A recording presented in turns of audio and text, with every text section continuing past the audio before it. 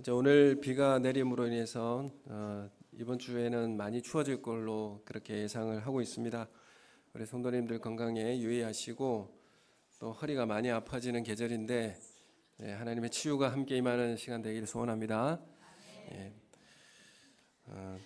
우리가 이전에 추석 때에 해남을 다녀오면서 막힐 거라고 생각하고 왔지만 가장 빠른 길은 고속도로를 타고 오는 길이 제일 빠른 길이죠. 내비게이션도 그 길을 안내해주고 가장 빠르고 가장 최단 거리로 알려주게 됩니다.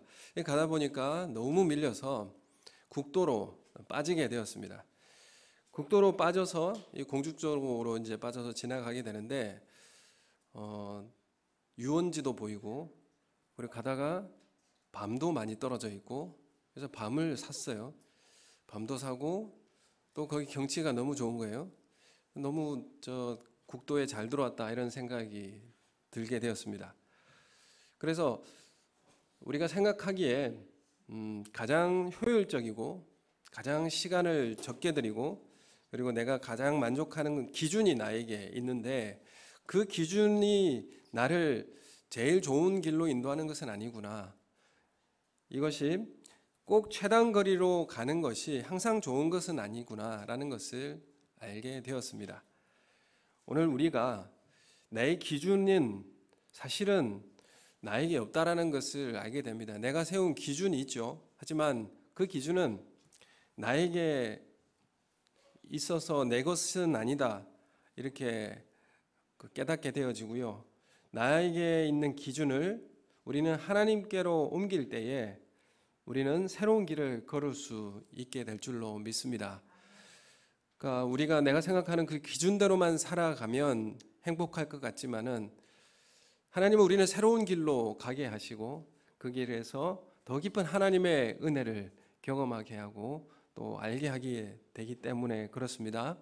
그래서 우리의 삶은 하나님께 그 기준에 맡겨드리고 순종하며 나아가시는 우리 삶이 되시기를 예수님의 이름으로 축원합니다. 오늘 예수님의 논쟁 가운데서 오늘 깊이 묵상하고 생각하는 시간이 되면 좋겠습니다. 예수님께서 성전에서 말씀을 가르쳐 주셨습니다. 말씀을 가르치자 바리새인들과 서기관들, 사두개인들이 나와서 무슨 권위로 가르치느냐, 너 출신이 어디냐 이렇게 예수님께 따져 물었습니다. 그래서 무슨 권위로 이렇게 가르치느냐 이런 질문을 왜 하겠습니까? 예수님을 많은 사람들이 따르고 많은 사람들이 관심을 집중받게 되니까 바리새인들과 사두개인들이 이 질문을 하게 된 것이죠. 무슨 권위로 하느냐? 사실 왜 이런 질문을 하느냐 하면 바리새인들과 서기관들이 백성들의 지지를 받아야 되고 백성들에게 그런 시선을 받아야 되지만 자신들이 지지받아야 할 군중들, 사람들의 시선이 예수님께로 옮겨가게 되니까 예수님을 지금 무슨 권위로 지금 이야기하느냐 지금 이렇게 대적하면서 나오고 있는 것이죠. 이 권위에 대한 문제를 이야기하면서 이제 오늘 13장의 첫 부분에 어떤 비유로 예수님께서 이 권위에 대한 내용에 대해서 말씀하고 있냐면 포도원의 비유를 통해서 말씀을 하고 있습니다. 한 주인이 포도원을 잘 만들어 놓고 조성해 놓고 타국에 떠나가게 되었습니다. 떠나가게 되었는데 이 포도원을 이제 누구에게 맡겨야 되죠. 그래서 농부들에게 이 포도원을 맡겨두고 갔습니다. 그래서 이들은 농사를 잘 짓고 얼마가는 자신들이 취하고 얼마는 뭘 해야 되죠? 주인에게 세금을 내야 되지 않습니까? 그래서 타국에 있는 주인이 이 포도원에 자신의 종을 보내었습니다. 그랬더니 이 농부들이 어떻게 했죠? 능력 보이고 그리고 쫓아보냈습니다. 그러자 이제 이 주인은 자신의 아들을 이제 보내게 되죠. 아들을 보내면 그렇게 하지 않을 것이라 생각하고 보냈는데 그 아들도 능력하고 그 성 밖에 내던져 버리게 되는 것입니다.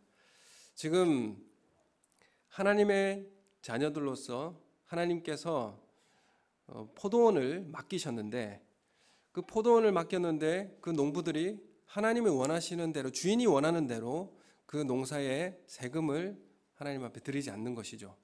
지금 유대인들이 하나님께서 원하시는 그 하나님 나라의 포도원을 맡겼는데 하나님이 원하시는 그런 결실을 세를 내지 않는 것입니다. 이 문제를 예수님께서 지적하고 있는데 유대인들이 생각하고 있는 그 하나님 나라의 가치와 예수님께서 말씀하고 계시는 그 하나님 나라의 가치가 지금 충돌하고 있고 그 문제 때문에 바리새인들과 사두개인들은 예수님을 지금 핍박하고 있고 그리고 이 권위 문제로 예수님을 압박하고 있습니다. 그러면서 어떻게 하면 이 예수님을 이 걸림돌과 같은 이 예수님을 죽일 수 있을까 이런 논의를 하게 된 것입니다. 지금 이 문제는 이 포도원에 대한 비유 문제는 누구를 지금 지적하고 있습니까? 바리새인들과 사두개인들이 무슨 잘못을 하고 있는가? 이 문제에 대해서 정확하게 지금 지적하고 있습니다.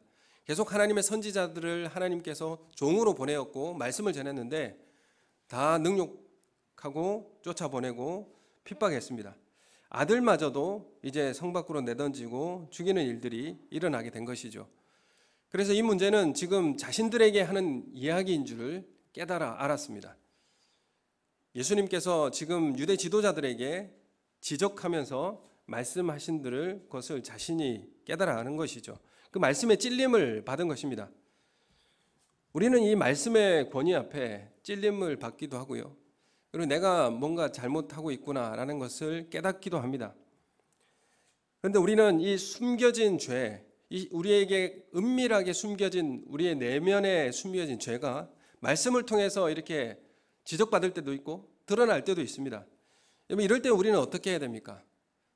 이 죄의 정체가 드러납니다. 우리가 은밀하게 숨겨진 우리의 죄, 이런 문제들은 말씀이 선포될 때에 이 문제가 드러나게 되는 것이죠. 죄가 죄의 문제구나라는 것이 깨달아지게 되는 것입니다.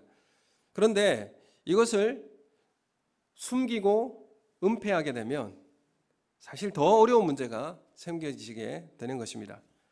창세기 3장에 보면 선악을 알게 하는 나무의 실과를 먹죠. 아담도 먹었습니다. 하나님과의 불편해진 관계가 되었죠. 아담은 두려워서 숨습니다. 하나님께서 직접 아담에게 찾아오시죠. 그러면서 뭐라고 말씀하십니까? 내가 먹지 말라 한 그 나무 열매를 왜 먹었냐? 이렇게 질문하지 않아요. 왜 먹었냐? 이렇게 하지 않고 네가 먹었냐? 이렇게 물어보세요. 하나님께서 모르고 질문하셨겠습니까? 알고 질문하시죠. 네가 먹었냐? 이렇게 물어보신 이유는 뭘까요? 은밀하게 숨기고 싶은 죄를 고백받고 싶은 거 아니겠습니까? 하나님께서 이걸 듣고 싶은 거 아니겠습니까? 하나님께서 아담에게 원하신 답이 있어요. 근데 아담은 뭐라고 대답을 합니까? 하나님께서 주셔서 나와 함께 있게 한 이 여자가 줘서 먹었습니다. 이렇게 대답을 합니다. 우리가 이 죄에 대한 문제가 잘못된 문제가 있고 말씀이 우리 가운데 여지를 주는 것이죠. 회개할 기회를 주는 것입니다. 근데 우리가 이 문제를 회피하고 은폐하고 또 아담과 같이 이 책임을 누구한테 넘기고 있습니까? 하나님께로 넘기고 있죠. 하나님께서 나에게 이 직분을 안 주셨으면 이렇게는 안 했지 않았을 것 같은데 이 말이 이상하네요. 하나님께서 나에게 이런 환경을 주시지 않았으면 내가 안 했을 거 아니겠습니까? 하나님 탓하고 있는 것이죠. 여러분 우리가 죄의 원인은 하나님 때문에 죄짓게 되었다라고 지금 아담이 되돌리고 있습니다. 우리가 이 죄를 하나님께 고백한다고 해서 사실 죄를 고백한 건 아닙니다. 우리 삶에서 지금 하나님과 아담과의 관계에서 지금 그 문제를 해결하고 싶은 것이고 오늘 우리의 삶의 현장에서 말씀으로 우리의 문제가 지적받게 될 때에 우리는 내가 죄를 어떤 잘못을 하나님의 말씀에 불순종을 그것을 깨달았다고 했을 때에 어떻게 해야 됩니까? 그 죄를 하나님께만 고백한다고 해서 그 죄가 다 고백된 것이 아닙니다. 이것은 사실 혼자 생각하고 끝나는 경우가 많아요. 하나님께 회개했다라고 하는데 나 혼자 생각하고 끝나는 경우가 많다라는 것입니다. 죄의 고백의 실질적 효과가 나타나는 것은 내 속에 나타나 다른 사람에게 들려졌을 때에, 이 문제가 다른 사람들에게 알게 되어졌을 때에, 내 죄가 공개되었을 때에 죄책이나 죄에 사로잡힘에서 자유함의 효력이 그 가운데 나타나게 되는 것입니다. 여러분, 내가 하나님 앞에 회개했으니까 끝났다 그러면 구원파하고 똑같은 거예요. 내가 우리의 삶에 잘못이 있고 그 문제에 해결을 해야 될 것 같다 그러면 하나님 앞에 회개하는 건 당연하죠. 또한 이웃에게 피해를 입혔거나 그 문제가 드러나고 공개되어야 합니다. 실천되어져야 한다는 것이죠. 우리의 내 속에 내재적 은폐되어 있는 것들이 드러나져야 됩니다. 그럴 때에 그 죄의 사로잡힘에서 자유함의 효력이 그 가운데 나타나게 되는 것입니다. 회개는 그래서 삶을 돌이키는 것이지 그냥 마음에 생각하고 끝나는 것이 회개라고 말하고 있지 않습니다. 삶을 통하여서 변화되어진, 가고 있던 길을 돌이키는 것, 삶의 실제적인 변화가 일어나는 것, 이것이 회개라고 말씀드릴 수 있는 것이고요. 그리고 이것을 통하여서 진정한 죄의 장악력에서, 지배력에서 벗어나게 되는 것입니다. 오늘 보이지 않는 하나님과 영적 관계를 구체화하고 실제화하는 것은 고백하는 형태로, 삶에 실천하는 형태로 나타나게 되는 것입니다. 여러분, 그럴 때 죄에 지배받는 우리의 삶이 진정한 자유를 누리게 되어지고 관계가 회복되게 되는 것입니다. 화목해 되어지는 삶을 살게 되는 것이죠. 하나님께서 우리의 죄를 사해 주신다고 그냥 선포하고 끝났습니까? 그래, 내가 용서해 줄게, 없는 걸로 해줄게, 그러고 끝났습니까? 아닙니다. 대가를 지불하신 것이죠. 하나님 자신이, 예수님께서 성육신 하셔서 낮아지셔서 이 땅에 오셔서 우리를 위하여서 모든 하나님의 진노를 예수님께 다 쏟아붓고 그 모든 죄의 대가를 지불한 다음에 우리에게 그 자유를 주신 것입니다. 그렇기 때문에 진정한 회개는 삶의 형태화되어지는 모습으로 드러나야 됩니다. 공개되어져야 됩니다. 은밀하게 숨겨져 있는 우리의 잘못들이 예수 그리스도 안에서 온전한 회개의 모습으로, 온전한 자유의 모습으로 나타나기를 예수님의 이름으로 축원합니다. 왜 그러면 공개하지 못할까요? 왜 우리는 바리새인들과 지금 사두개인들이 예수님 지적을 받았습니다. 그 포도원의 비유가 자신들을 향한 지적이라는 것을 알았어요.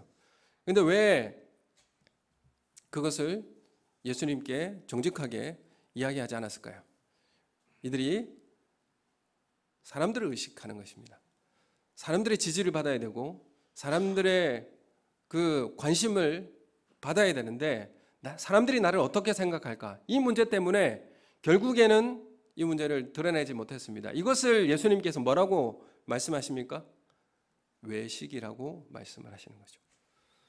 우리가 무엇을 의식하고 무엇 때문에 우리가 하나님 앞에 정직하게 나가지 못하는가, 이 문제를 우리에게 명확하게 지적하고 있습니다. 외식을 통하여서 하나님 앞에 나오는 이들에게 예수님께서 분명히 그들의 모습을 알고 지적하고 계십니다. 15절의 말씀에 보면 우리 함께 읽겠습니다. 15절 말씀 시작. 우리가 바치리까 말리까 한데 예수께서 그 외식함을 아시고 이르시되 어찌하여 나를 시험하느냐, 데나리온 하나를 가져다가 내게 보이라 하시니. 아멘. 근데 이 외식함을 하는 예수님 분명히 아셨어요. 그리고 14절에도 보면 이들이 뭐라고 질문하고 나오냐면, 하나님은 사람을 외모로 보지 않고 오직 진리로서 하나님의 도를 가르치심이니이다. 외적인 모습을 보지 않으십니다. 내면을 보신다는 것이죠. 진실을 보신다는 것입니다. 그러면서도 외식하며 예수님께 숨기며 나와왔습니다. 자신의 의도하는 것을 감추고 예수님 앞에 나온 것입니다. 누가복음에도 보면 분명하게 이 똑같은 이 문제에 대해서 백성을 두려워하더라, 이렇게 하면서 지적을 하고 있습니다. 그들은 자신의 이 잘못된 문제가 드러나는 것이 뭐가 두려운 것인가? 사람들이 두려운 겁니다. 사람들의, 백성들을 두려워하여서 이 문제가 하나님 앞에 고백되어지는 것을 할 수가 없는 것입니다. 유대인들은 이 포도원의 비유의 말씀이 자신을 지적하는 말인 줄 알고 분하고 안색이 변했습니다. 그리고 그들은 자신의 잘못을 인정하지 않고 도리어 예수님을 어떻게 하면 죽일 수 있는가, 이 문제로 접근을 하게 된 것입니다. 그래서 생각을 해낸 것이 직접 예수님의 손을 대는 것이 아니라 로마 총독에게 넘겨서 내 손에 피 묻히지 않고 로마 총독을 빌어서 예수님을 죽이려고 한 것입니다. 가인이 자신의 제사가 거절되었을 때 몹시 흥분해서 안색이 변했습니다. 이 문제를 어떻게 해결합니까? 가인은 자신의 불편함을 동생을 죽이는 것으로 분풀이하고 있습니다. 여러분, 이 바리새인들과 사두개인들도 마찬가지지 않습니까? 자신의 이 죄의 문제가 폭로되어지고 드러나게 될 때에 이것을 안색이 변하고 이 분풀이를 누구에게 하는 겁니까? 예수님에게 지금 외식하듯이 하고 있는 겁니다. 그걸 감추고 아주 매너 있게 예수님께 나와서 예수님을 분풀이하려고 그렇게 화난 것을 분풀이하려고 나아오는 것이죠. 이 죄가 이만큼 악랄하고 이렇게 죄는 정말 저질 같습니다. 정말 우리의 죄라는 것이 겉으로는 정말 포장되어 있는 것 같은데 내면에 보면 얼마나 악랄하고 정말 지저분한지를 우리는 깨달아 알 수 있게 되는 것이죠. 그래서 예수님께 가져온 질문이 뭐였습니까? 걸려서 넘어뜨리게 만드는 것, 그것은 세금 문제였습니다. 14절에 보면 가이사에게 세금을 바치는 것이 옳습니까? 옳지 않습니까? 이 질문을 가지고 예수님을 걸려 넘어지게 해서 죽이려고 한 것입니다. 예수님께 듣고 싶은 대답이 뭐겠습니까? 그들이 세금을 내지 말라. 이게 당연한 대답이 나올 거란 생각을 갖게 되었죠. 그래야 자신들의 손에 피를 묻히지 않고 예수님을 죽일 수 있기 때문에 그렇습니다. 당시에 이 세금 문제는 굉장히 중요한 이슈였습니다. 갈릴리 지역에서 세금 문제가 민감했는데, 왜냐하면 지방세도 거두고 성전세도 거두고 헤롯에 내야 되는 세금도 거두고 지방세라고 하는 것이 로마의 세금을 내야 되는 이 문제, 삼중고의 이 역할을 해야 되는 문제이고 대다수는 소작농이기 때문에 또한 지주에게 또 자신의 농사진 것도 바쳐야 되는 이런 일들이 몇 중으로 이루어지기 때문에 너무나 갈릴리 사람들이 힘들고 어려운 그런 상황에 처해지게 되었습니다. 그래서 이 세금 문제가 굉장히 민감한 문제였는데 유대 지도자들은 뭐라고 이야기했냐면 우리나라가 신정국가, 하나님께서 다스리는 국가이기 때문에 세속 정치를 부정하라고 선동합니다. 우리가 하나님의 나라지 무슨 로마의 나라냐, 우리는 세금 내지 말라, 이렇게 선동을 했습니다. 그래서 우리가 이렇게 하나님 앞에 이런 모습으로 충성하게 되면 이방의 압제에서 하나님께서 구원해 주실 것이다. 그러니까 로마의 세금을 내지 말라, 이런 선동을 하였습니다. 그래서 이 대부분이 바리새파 사람들 중심으로 해서 이 갈릴리 지역에 선동이 일어나게 되었습니다. 그러자 로마에서 3개 군단을 파송해가지고 이 갈릴리 지역에 이 선동과 이 반란이 일어난 이런 지역을 무자비하게 진압을 하고요, 초토화시키고 그 지역 사람들을, 반란자들을 다 십자가에 매달아 처형을 시켰습니다. 그만큼 이 지역에 이 세금 문제가 이만큼 민감한 사안이었습니다. 그래서 이 문제로 예수님께 질문을 해서 가이사에게 세금을 바쳐야 됩니까 말아야 됩니까? 이 질문을 했을 때에 예수님은 딱 걸려들게 되어 있는 것이죠. 그래서 예수님께서 내지 마라 이렇게 말했으면 어떻게 합니까? 로마 반란자로서 십자가형으로 죽일 수 있게 되는 것입니다. 이걸 숨기고 예수님께 나온 것이죠. 세금을 바치라고 하면 매국노가 될 것이고 세금을 반대하면 로마의 반역자가 되는 것입니다. 그러면 예수님은 십자가에 바로 내몰 수 있는 아주 올무를 예수님께 가져와서 질문을 한 것입니다. 그래서 예수님이 이 시험을 하시고 15절 16절 이렇게 말씀합니다. 우리가 바치리이까 말리이까. 오늘 15절 16절 말씀 우리 함께 한 번 더 읽겠습니다. 우리가 바치리이까 말리이까 한데 예수께서 그 외식함을 하시고 이르시되 어찌하여 나를 시험하느냐. 데나리온 하나를 가져다가 내게 보이라 하시거늘 가져왔거늘 예수께서 이르시되 이 형상과 이 글이 누구의 것이냐. 이르되 가이사의 것이니이다. 아멘. 데나리온은 로마 화폐로 또 세금을 내는데 사용되는 것이었습니다. 이 데나리온은 성전의 세금을 내는데 사용할 수가 없었어요, 유대인들이. 왜냐하면 거기에는 티베리우스 황제 그 형상이 그려져 있기 때문에 이것을 가지고 와서는 성전에 세를 내지 못하기 때문에 유대 화폐로 환전을 했어야 됐습니다. 그래서 성전에 오면 환전하는 곳이 있고 비둘기 파는 데도 있고 뭐 여러 가지 이런 장사하는 사람들이 있었던 것입니다. 이것을 통해서 성전의 이제 관리인들, 사람들은 엄청난 부와 그걸 축적하게 된 것이죠. 사실 이 동전 앞면에 티베리우스 황제 새겨진 동전이었습니다. 그리고 그 뒤에는 어머니 리비아의 모습이 그려져 있고 거기에는 뭐라고 써 있냐면 최고의 제사장이다 이렇게 글이 써져 있습니다. 그래서 이건 동전에는 어떤 의미를 새겨 놓았느냐 하면 티베리우스 황제 그 자신, 황제는 신이고 그리고 어머니는 너희에게 평화를 주는 제사장의 존재다. 그래서 티베리우스 황제가 평화와 부강을 가져다 준다라는 의미가 이 동전에 새겨져 있는 것이죠. 황제가 우리에게 부와 평화를 가져다 준다라는 의미를 거기에 새겨 놓은 것입니다. 이 말이 무슨 말입니까? 황제가 신입니다. 로마 법이 세상에 평화와 부강함을 주는 겁니다. 로마의 통치법이, 로마의 세상법이 우리에게 평화와 부강함을 가져다 주는 것입니다. 이렇게 새겨 놓은 것이죠.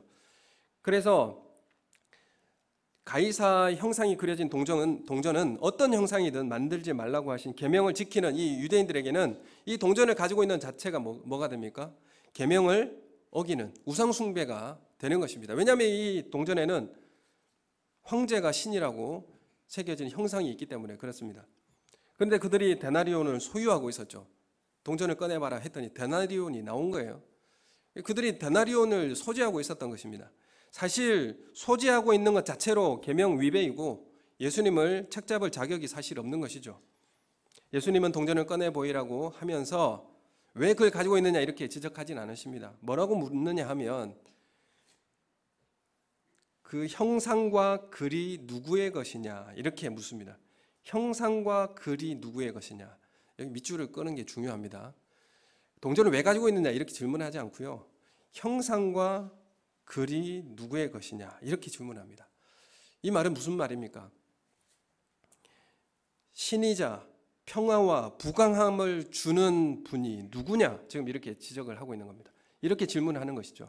너희가 지금 데나리온 동전을 가지고 있는데 거기에 새겨진 황제가 너희에게 평화와 부강함을 주느냐 신이냐 아니면 정말 평화와 부유함을 소유하고 수유하는 분이 누구냐 너희들은 어떻게 생각하고 있느냐 이렇게 지금 질문하고 있는 것입니다. 너희들의 진짜 하나님은 누구냐 이렇게 지적하고 있는 것이죠. 너희가 지금 나에게 이 문제를 가지고 나에게 왔는데 하나님의 권위가 너희에게 있느냐라고 말씀을 전하는 권위가 있느냐고 나에게 왔는데 정말 진짜 너희가 추구하고 있는 하나님 나라가 무엇이고 너에게는 진짜 하나님이 누구이냐 지금 이런 걸 지적하고 묻고 있는 것입니다. 너에게 진짜 신의 아들로 평화를 주는 분이 누구인가라고 너희의 신앙 고백은 무엇이냐라고 지금 직접 질문하고 있는 것입니다. 사실 이 바리새인들이라고 하는 이 사람들이 하나님만이 우리의 주인이라고 고백하면서 로마의 호구조사가 있었습니다. 인구조사가 있었는데 그것을 목숨을 지키고 그것을 거부했습니다. 호구조사 거부했죠. 로마가 왜 인구조사를 하겠습니까?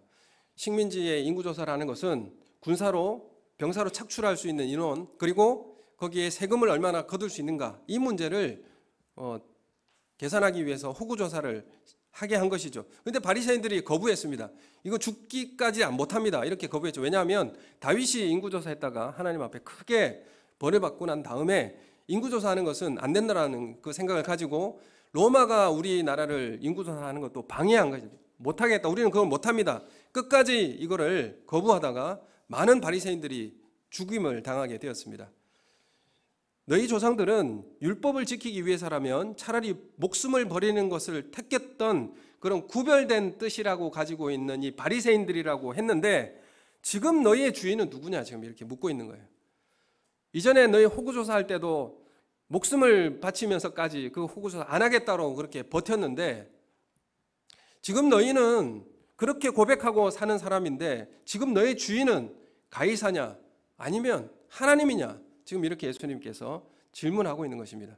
너희가 정말 그때 호구조사 반대한 것이 하나님의 주인이어서 너희가 정말 방해한 것이냐 아니면 너희가 원하는 나라를 세우기 위해서 로마를 방해한 것이냐 이것을 좀 질문을 하고 있는 것입니다. 여러분 우리는 무엇 때문에 신앙을 지키고 그것으로 지키고 살아가려고 하는 것인가?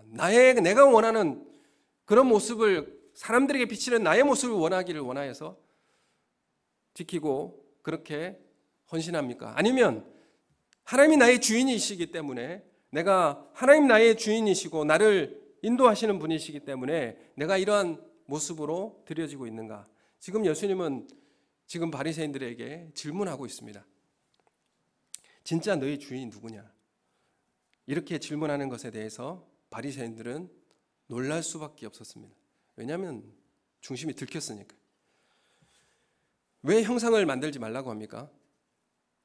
형상은 신의 형상을 의미합니다. 그러니까 로마의 황제의 형상이 있는 곳에, 황제는 신으로 추앙받기 때문에 그 신이 거기에 통치한다는 의미가 있어요. 형상이 있는 곳에는 그 신을 대리하고 그 신이 그곳에서 지역을 다스린다는 의미가 담겨 있습니다. 그 신의 통치를 받는다는 의미가 담겨 있기 때문에 그렇습니다. 데나리온을 소지한 그 자체로 황제의 통치를 받는다, 그런 의미가 있어요. 그래서 형상을 만들지 말라는 것입니다. 형상이 있는 곳은 가이사가 지배하는 영역이라는 그런 의미입니다. 왜 유대인들에게, 하나님의 백성들에게 형상을 만들지 말라고 합니까? 하나님만이 참 신이시고 그 형상은 누굽니까? 우리가 하나님의 형상이잖아요. 우리가 하나님의 형상인데 무엇을 만드느냐 이겁니다. 다른 신이 없는데 우리가 하나님의 형상인데 어떤 다른 형상을 만든단 말입니까? 그런 다른 형상을 만든다는 것은 다른 신이 있다는 의미예요. 우리는 하나님의 형상입니다. 다른 신이 없다라는 표현이죠. 우리만이 하나님의 대리자요, 하나님의 형상이라는 의미가 여기에 담겨져 있는 것입니다. 그래서 우리가 가는 곳마다 하나님의 통치 영역이 되는 것이고, 우리가 가는 곳마다 하나님의 대리자로 하나님께서 임재하는 자리가 되는 거예요. 그래서 우리가 가는 곳마다 하나님의 다스림과 하나님 나라가 임하는 곳이 되어야 하는 것입니다. 그런데 무슨 형상을 가지고 있느냐? 지금 이렇게 질문하는 것입니다. 하나님의 형상인 바리새인들이 지금 가이사의 형상을 가지고 있는 거예요. 여러분, 우리가 그리스도인의 형상을 가지고 있는데 세상의 성공 방식과 세상의 방식과 논리를, 그 형상을 우리가 가지고 있어요. 여러분, 우리 이 내면의 이 두 가지 모습이 우리에게도 있는 것은 아닌가? 진짜 지배받는 것은 누구인가? 진짜 지배받는 것은 재물과 성공의 방식과 세상에서 이름을 높이는 것. 이게 우리의 형상을, 세상의 방식의 형식을 우리가 똑같이 소유하고 있는 모습은 아닌가?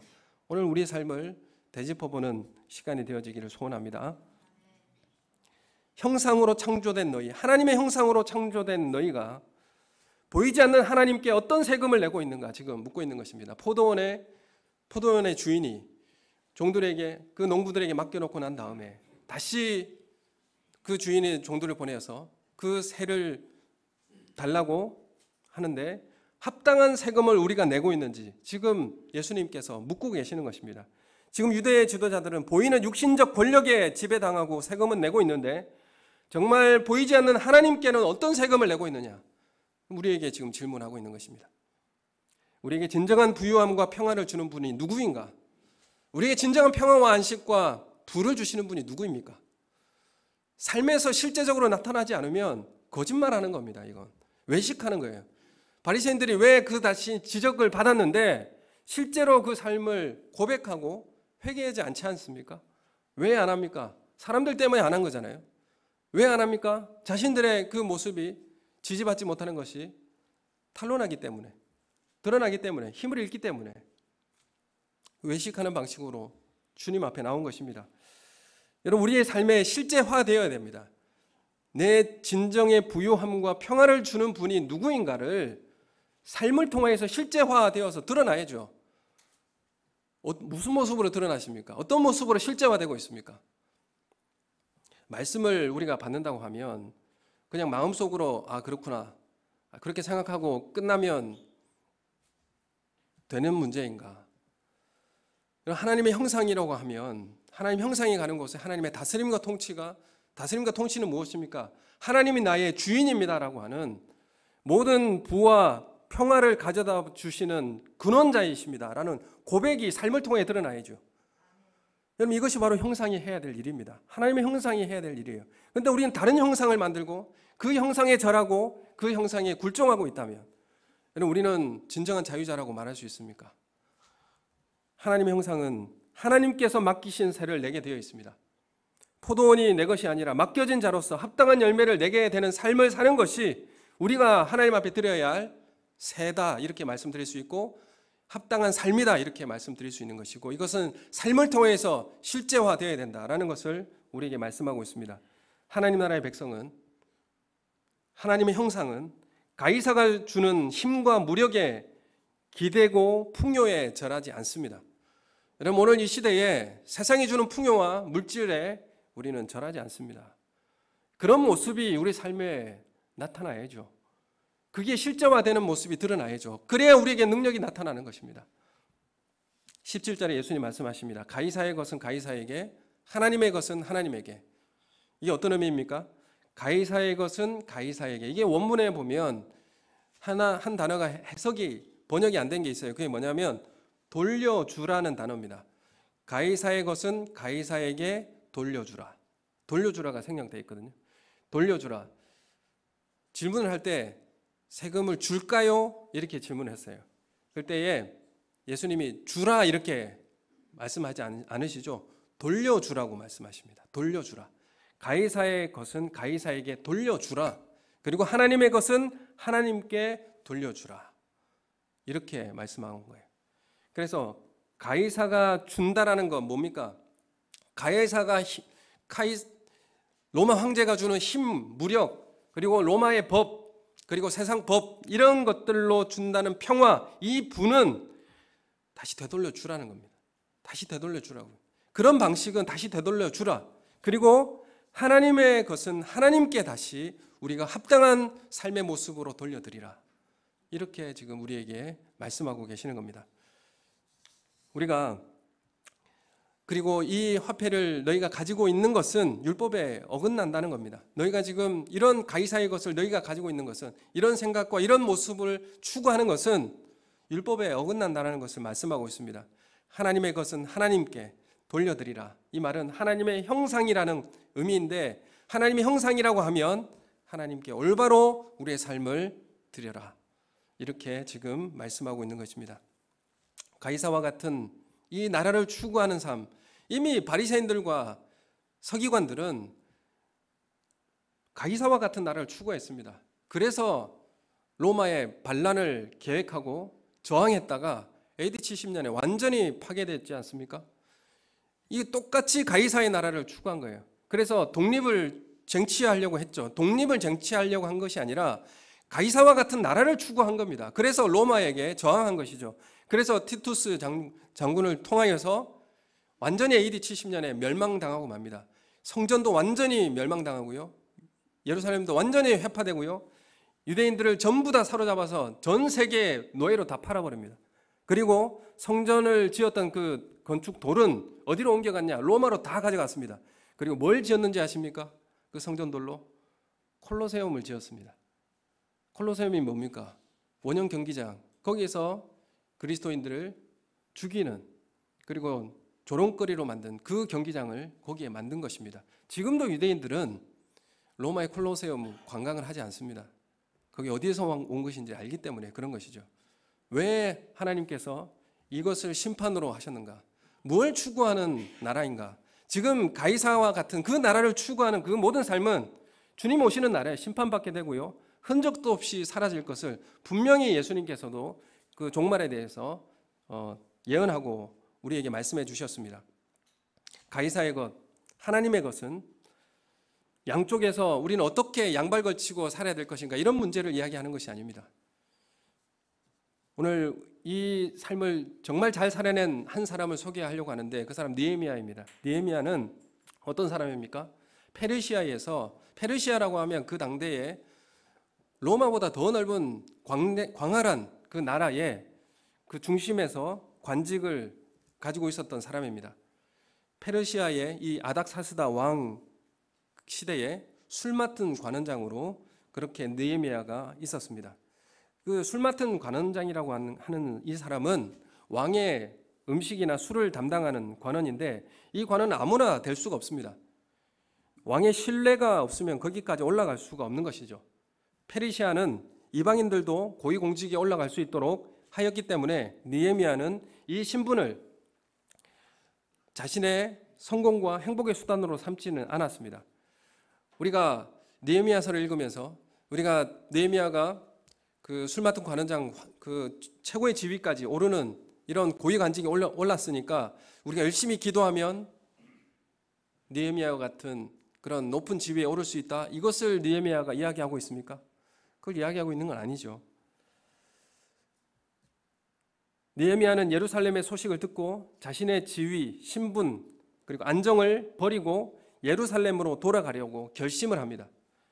우리가 느헤미야였다고 한다면 우리가 그 제국의 높은 지위 간직 그리고 안정과 신분적 그런 특권을 우리가 누리고 있다라고 한다면 우리는 모든 것을 포기하고 황폐하고 치안도 불안한 그 예루살렘으로 우리는 돌아갈 수 있을까요?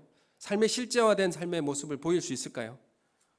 페르시아에서 이민 가가지고 성공하고 안정된 그런 삶을 누리게 되었고 그리고 자녀 교육이라고 하는 이 조건들을 가지고 있지만은 그것을 다 포기하고 본국으로 돌아갈 수 있을까요?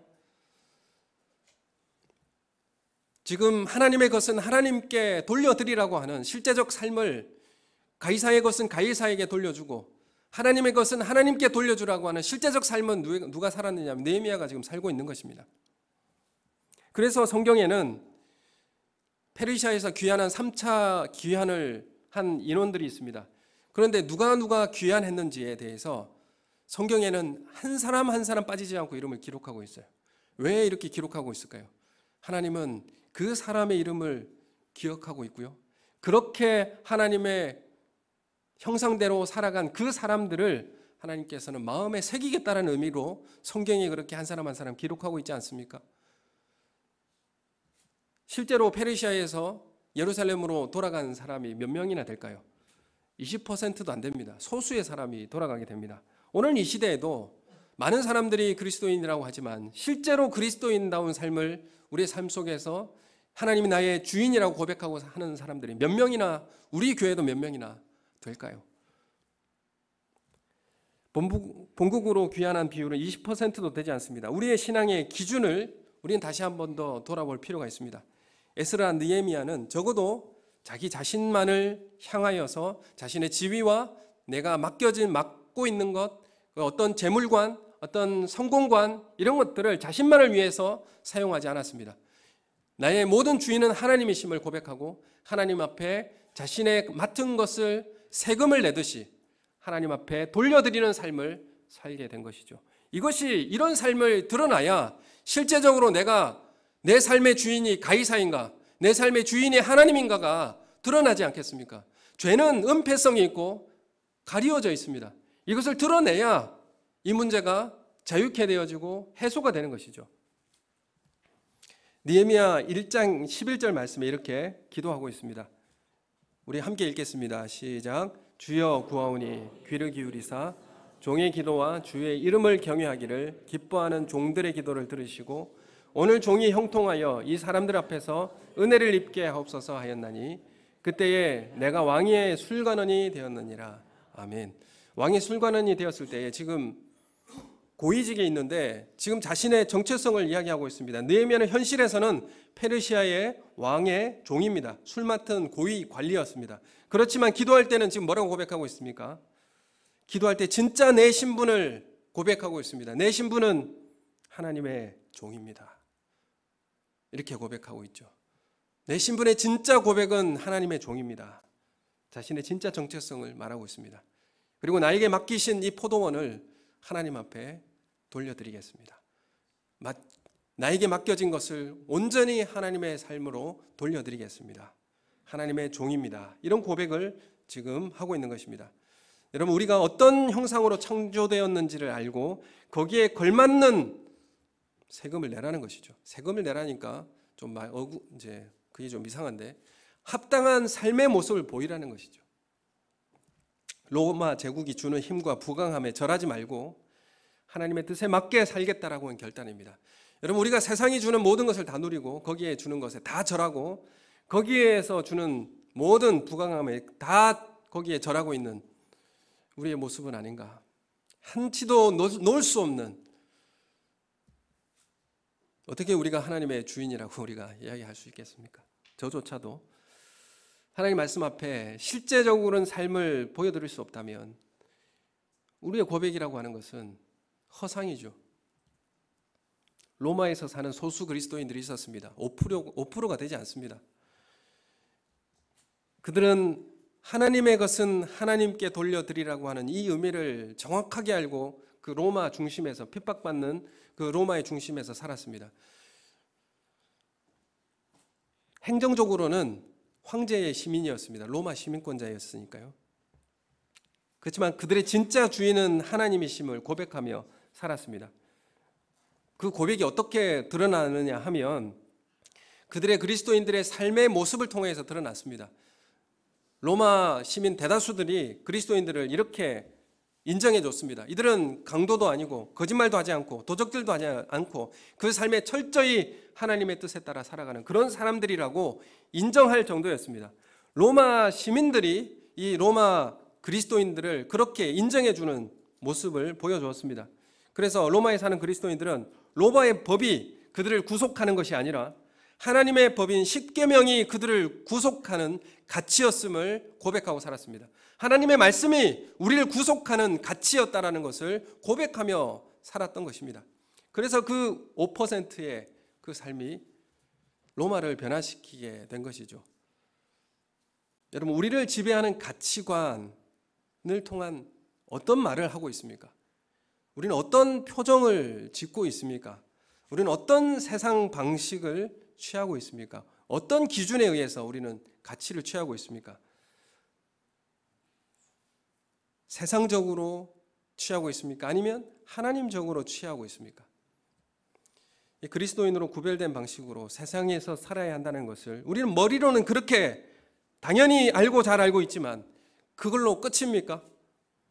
그렇게 살면 세상에서 손해볼 것 같고 실제로 그렇게 살면 내가 가진 이익과 기득권과 평판을 잃을 것 같고 나의 편의를 잃어버릴까 봐 나의 존재 가치, 하나님의 형상으로 살아간다는 것을 포기한다면 오늘 예수님을 대적하러 질문하러 나온 바리새인과 사두개인들과 우리와 다를 게 뭐가 있습니까? 그리스 작가 니코스 카잔스키의 영혼의 자서전이라는 이 글이 있습니다. 현실은 비겁하고 서럽고 노예처럼 살면서 내세의 보상이나 벌을 운운하는 종교는 얼마나 교활한가. 그래서 나는 격분해서 소리쳤다. 현재의 삶에서는 하찮은 것을 내놓으면서 내세에서는 불멸이라는 계산서를 내놓는 종교는 얼마나 위선적이고 간악한가. 우리의 삶에는 하찮은 것을 내놓으면서 우리는 영원의 불멸의 영광을 소유하겠다라고 말하는 것이 얼마나 위선적이고 간악한가라는 것을 이야기하고 있습니다. 우리는 어떤 하나님의 형상으로 창조되었고 오늘 이 땅에서 어떤 가치로 살아가야 할 건지 어떤 삶의 모습을 드러내야 될지를 우리에게 요구하고 있습니다. 가이사의 것은 가이사에게 돌려주고 너희는 나를 따르라. 이 제자들에게 하시는 말씀과 똑같지 않습니까? 로마에 사는 그리스도인들은 행정적으로는 로마의 황제에 속한 사람들이었지만 진짜 그들의 주인은 하나님이며 나는 로마가 아니라 하나님께 속했다라는 것을 고백하며 살기 위해서 말과 행실을 구별된 사람으로 살았던 것입니다. 그럼 오늘 이 땅에서 내가 그리스도인으로서 내가 하나님께 속했다라는 것에 실제적 재물관과 성공관과 삶의 모습의 태도가 나타나야 그것이 진정한 하나님 형상의 모습이 드러나는 삶이 되지 않겠습니까? 그것이 진짜 포도원을 맡은 자로서의 농부의 삶을 하나님 앞에 온전히 드리는 삶이 되지 않겠습니까? 진실된 삶에 우리의 온전한 헌신이 우리 삶 속에 드러나기를 소원합니다. 내가 가장 가치 있다라고 여기는 것, 그것이 누구에게로부터 우리에게 주어졌는가? 그것을 다시 한 번 더 깊이 생각해보고 로마에 사는 그리스도인들은 자신의 주인이 누구인지를 입증했습니다. 오늘 이 시대에 우리는 나의 주인은, 나의 창조주 하나님은 누구인가를 입증하고 실제적으로 보여드리는 삶을 사시는 우리 성도님들 되시길 예수님의 이름으로 축원합니다. 우리 함께 기도하겠습니다.